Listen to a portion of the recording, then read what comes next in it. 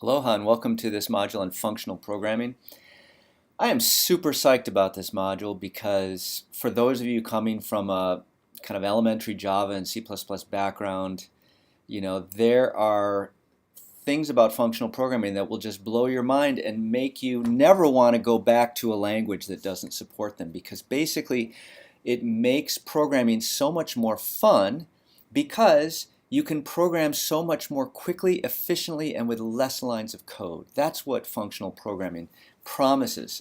It maybe has a little bit of a bad rap because there are pure functional languages like Haskell or F# or whatever that seem a little esoteric and so forth. But fortunately, JavaScript is not one of those esoteric languages that forces an all or nothing approach to functional programming. And JavaScript, it supports basic functional programming style without requiring you to use functional programming paradigm everywhere. So it's kind of, well, it's not the best of both worlds. It's a blend. Some people say that's good, some people say that's bad. I personally think it's okay.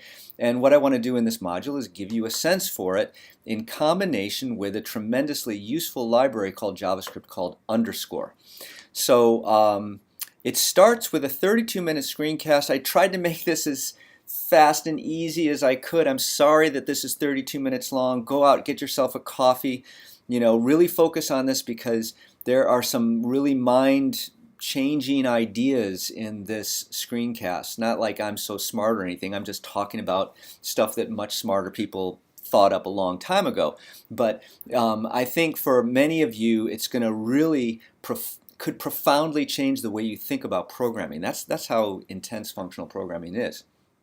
Then there's a little article about using underscore, and we go into experiences. Then there's the underscore source code, which is worth kind of a quick look, because it's pretty crazy how nicely written this library is. But anyway, we're going to have 3 experiences where you go use underscore to do things. And to make this kind of cooler, what I'm focusing on is this Hawaii open data set that has 5 years of UH degree data, and it turns out that we can use underscore to kind of query, find out things about this data set in just a few lines of code. So it's a pretty cool example of the power of underscore and the functional programming paradigm. I'll show you how to do it in JS Fiddle and so forth. So get started on this right away.